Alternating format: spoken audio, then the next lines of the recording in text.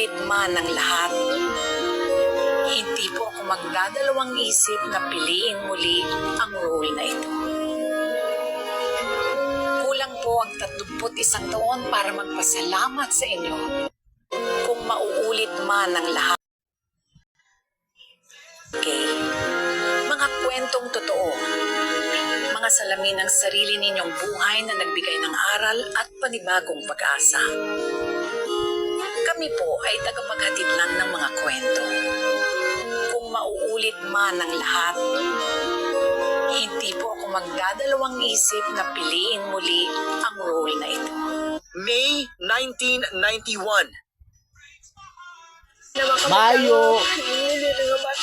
Ang kabahin sa emosyonal ipagpahayag sa asawa nga nagabusong pagkaligat sa 3 ka semana, nakita ng halos nagakaagnas ng alawas sini sa nasambit nga lugar.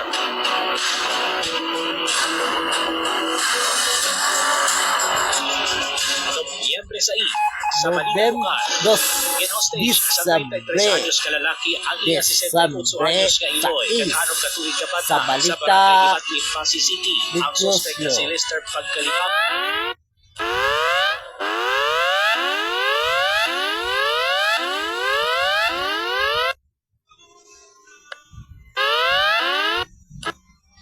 ang nakalapot pa sa barangay Sarapan sa pagpalagyo habang nagsuka man pagkatapos na negosyar sa iyang paryente.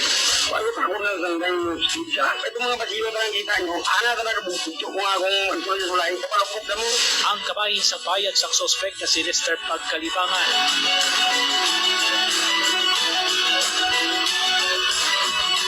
Nobyembre 8 sa Balita Lokal. Patay ang 7 katuig na bata na babae matapos kinimuslan. Binbintan ang lihong kabinsyon sa Sako sa barangay Tampukaw, Lampunaw.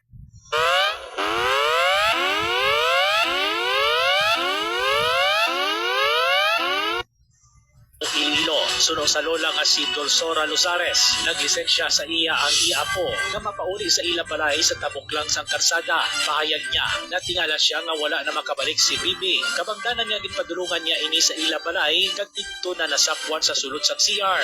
Hindi ko mabaton nga mag-angay ka to. May pagani ko naman sakit ng hospital. Mabaton ko pa, hindi malatian. Hindi ka lang nagulpi lang kag ginhita. Kita akong hindi na ginhiko.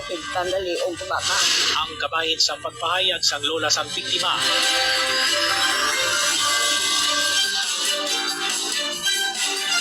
Sa piyag kabahin, inbuyagyag ni Ombudsman Jesus Crispin Rimulya na nagwa na ang warrant of arrest batok kay Senator Ronald Bato de la Rosa gikan sa International Criminal Court o kon ICC. I have it on good authority kasi public interest na ito that the ICC has issued a warrant against Senator Bato de la Rosa.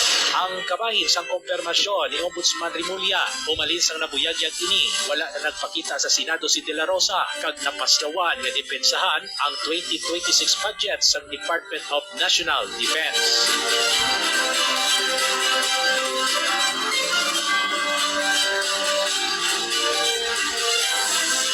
Nobyembre 12 sa Balita Lokal, nagsugod ang pagmatod sa bomb threat sa pinagkaeskwelahan, opisina sa gobyerno kag pribado nga establishment sa Western Visayas.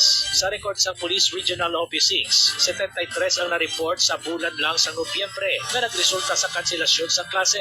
Gilayon nga nagtanyag sa tag 100,000 pesos nga reward sa kay Iloilo City Mayor Raisa Treñas kag Iloilo Governor Arthur Defensor Jr. Sa syudad San Iloilo, nagsuka sa otoridad ng 15 anyos na estudyante na nag-ako nga amo ang nagpadala sa bomb threat sa Port San Pedro National High School kung sa diin ini naga-eskwela. Kapag namigil yung conscious ang iyang guardian, surrender siya. Kaya nga mga classmate, nag-testify man niya, nakita niya.